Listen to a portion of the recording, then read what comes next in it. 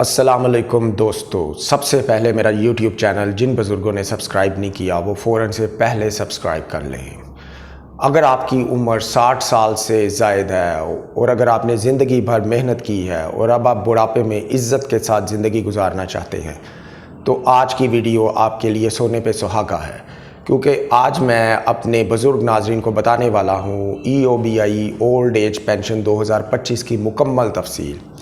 इसमें मैं आपको बताऊंगा कौन इसका अहल होता है, कितने साल की कंट्रीब्यूशन चाहिए होती है, कितनी पेंशन मिलेगी, कैसे अप्लाई करना है और सबसे अहम 2025 pension increase plus family pension updates भी मैं आपको बताऊंगा।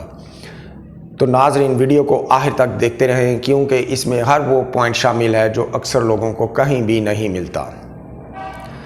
EOBI पेंशन होती क्या है, सबसे पहले ये जान लेते हैं। EOBI यानी कि employees old age benefit institution एक ऐसा सरकारी इदारा है जो प्राइवेट मुलाजमीन को बुढ़ापे में माली सहारा फराहम करने के लिए बनाया गया है। अगर आपने अपनी नौकरी के दौरान EOBI में अंदराज करवाया था और कंट्रीब्यूशन जमा होती रही है तो आप बुढ़ापे में माहाना पेंशन के लिए अहल हो सकते हैं। ये पेंशन आपकी सारी ज़िंदगी आपको मिलते रहेगी और खुदा न खास्ता आपके इंतकाल के बाद आपकी बेवा, बच्चे या फैमिली को सर्वाइवर पेंशन मिल सकती है। अब मैं आपको बताना चाहता हूँ EOBI पेंशन के लिए अहलियत क्या है, एलिजिबिलिटी क्राइटेरिया क्या है। दोस्तों 2025 में EOBI पेंशन लेने के लिए 4 बुनियादी शराइत रखी गई हैं। नंबर 1, रजिस्टर्ड EOBI वर्कर होना ज़रूरी है। नंबर 2, कम से कम 15 साल की कंट्रीब्यूशन जमा होनी चाहिए, यानी कि 180 महीनों तक EOBI की रकम जमा हुई हो। नंबर 3, उम्र की शर्त, मर्द हजरात के लिए 60 साल उम्र की शर्त है और खवातीन के लिए 55 साल की उम्र की शर्त है। माजूर अफराद कम उम्र में भी अहल हो सकते हैं। नंबर 4, किसी दूसरी सरकारी पेंशन का हसूल नहीं हो। अगर आप वफाकी या सूबाई हुकूमत से पेंशन ले रहे हैं तो EOBI पेंशन नहीं मिलेगी।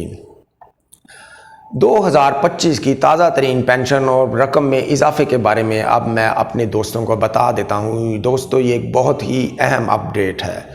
2025 में कम से कम पेंशन 11,000 रुपये मुकर्रर हो गई है। इसमें हुकूमत ने बाज़ाब्ता तौर पर एक बाकायदा नोटिफिकेशन भी इशू किया है। फार्मूला बेस्ड पेंशन जिन्होंने ज़्यादा साल कंट्रीब्यूशन की जमा करवाई है उनका इजाफा 15% भी किया गया है।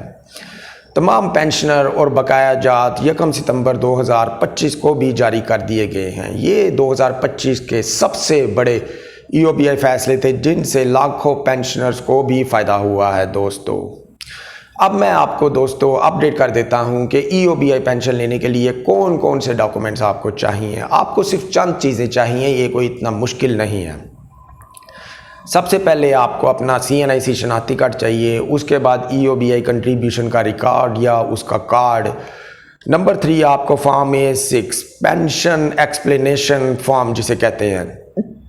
नंबर 4, बैंक अकाउंट नंबर आपने जमा कराना है। नंबर 5, 2 हाला पासपोर्ट साइज़ तस्वीरें और एम्प्लॉयर की तरफ से सर्विस रिकॉर्ड।